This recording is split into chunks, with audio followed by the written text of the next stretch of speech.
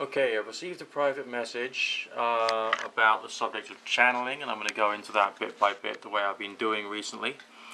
Okay, it says here, I've recently found your channel and was wondering if you might be willing to answer some basic questions about automatic writing. I was an agnostic with atheistic leanings where my experiences started happening at my home. I have ghosts and other beings in my home. I have had a paranormal group here who have confirmed this with EVPs and pictures. This started last July with the Ouija board, which I grew really good at. I then read where anyone could auto-write and started trying practicing daily and always received nonsense. And then about a month ago, something came through telling me that I'm from the Free Will Star in Orion Star System. It had told me all kinds of things I never had previous knowledge about. It says I'm the first of a group of writers from the Orion system. It talks about life forces and other place called the Orionis star that we are friends with. My questions, have you ever heard of these star places?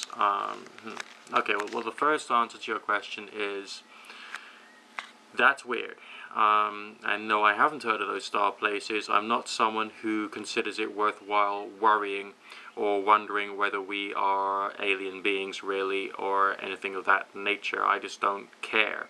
I care for the creation of and improvement of skill in generating strange experiences because of the seeming connectivity or consciousness connectivity between humans worldwide which occurs. And yes, the first thing I would say is that you stop being doubting when you've had enough strong experiences. You know, you start realizing that there is some other form of consciousness. You can't quite say precisely what it is. And as far as automatic writing and Ouija board seances, they can sometimes be wrong. You know, there's mistakes which can happen, there's misinterpretations, too many chaotic forces involved, so we can't rely upon them. Okay, that's one thing you got to get straight, even if you are a very good automatic writer. And you've got to learn to become more critical of your own personal experiences. Okay, the private message goes on. And do you think it's possible that what's coming through is real?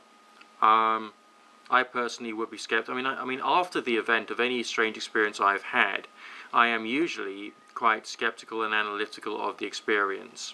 I think what you're trying to do is trying to reach a point whereby you want to believe what comes out of your automatic writing and your Ouija board seances, which I think is intellectually dangerous because then that can lead you to reliance.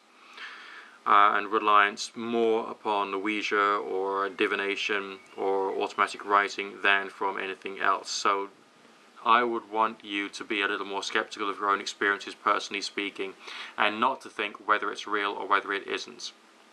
My personal opinion is that strange stuff happens. That's it. But what the strange stuff actually means in practice, we never will be able to know 100% anyway. So you've got to get that through into your head, okay? Now, the message goes on. Before this stuff, I believed you weren't... you went in the ground at death and that was it. I know no one that is in the least bit into things of this nature. Everyone I have emailed does not respond, and think I'm a crazy loon. Please help me if you can. Okay. Now, let's give you a hypothetical, alright? Let's say hypothetically you are actually contacting a consciousness, which is outside of yourself, alright? How reliable do you think that consciousness would be? I mean, how reliable is your best friend? Okay, quite reliable, or do you just trust them? Do they make mistakes? Do they occasionally deceive you? What about your parents, your family, your friends, your enemies? How do you know that someone is your friend or your enemy? When and where do you draw the line? How can you tell that someone is actually trying to tell you the truth? There's lots of people out there on the internet, especially here, who act as if they're telling you the truth, when in fact all they're doing is giving you hogwash. So even if there was a consciousness that's trying to communicate with you, what's the likelihood that it's going to bleeding well bother to tell you, something which is true? It could just be messing with you, if it is a consciousness. Could it also be something inside yourself that could be creating the results? And are you in fact, during the automatic writing and during the Ouija board seances, actually contacting a part of your own being, something that feels like a separate entity, shall we say. And that thing might not necessarily have your best interest at heart. Not all of our instincts and drives do. That's why we have to go through personal and self-development to try and make sure our instincts and our drives and all the rest of that start being in check, so that we can actually have healthy lives and healthy friendships and healthy families and health, basically. So, well, health of mind, that's what I will say. I'm not going to promise you anything else. But essentially, be skeptical about this. Express your own experiences, because otherwise, if I 110% trusted all of my personal experiences, I would end up going a crazy loon. I really would. And I don't. I aspire to have more of them. I aspire to try and control them using meditation, contemplation, ceremony if I can, religious exercises such as prayer and all the rest of that, because that is, in my opinion, the ways in which you can have the transcendental experiences which allow all kinds of weird stuff to potentially occur. And it does appear to be like the gateway towards things such as the forms of spiritual experiences, which I'm not going to go into in too much detail right now. But weird stuff does happen, and it requires a bit of after the effect. During it, it's worthwhile being a believer. Okay, because then that stops you from having any anxiety inside yourself that could stop the experience from happening, whatever it is. But afterwards, you've got to train your mind, you've got to train your thinking, so that afterwards you actually become a little more skeptical, and you can become a little more analytical, and you try and become more scientific in your reasoning, so that you don't jump to the conclusion automatically that anything that comes from the experience, whether it's something that pops into you in a visualization, or whether it's something which appears via the Ouija board seance or whatever, is 110% clear-cut and real. Alright, I want you to be more skeptical when you're dealing with things such as channeling and everything else. Yes, I would say I have in inverted commas, belief in consciousness outside of the physical. I would say that it's probably more likely that the human brain is probably a receiver of consciousness rather than actually something which holds consciousness inside it.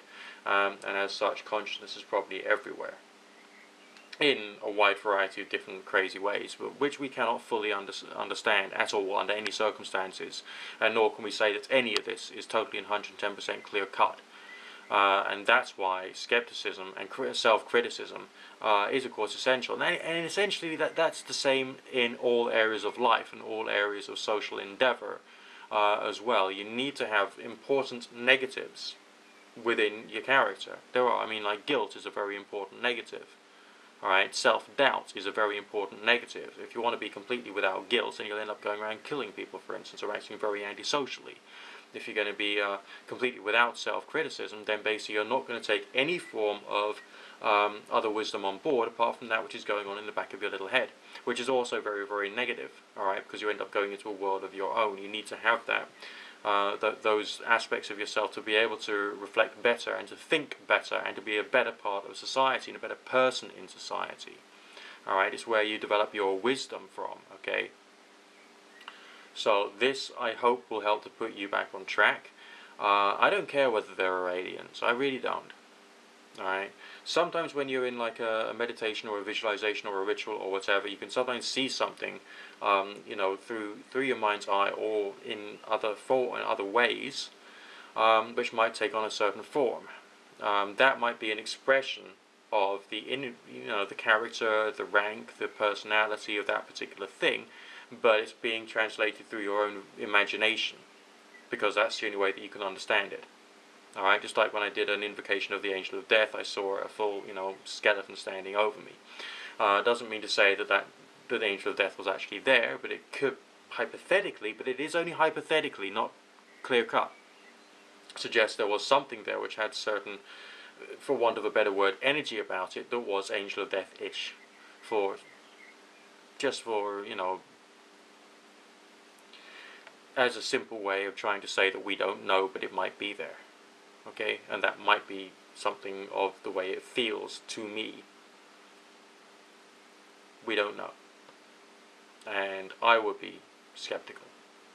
But I'd also carry on having the experiences. That's where you got to get the balance right in your mind's eye.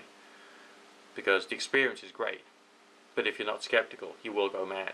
So, chill.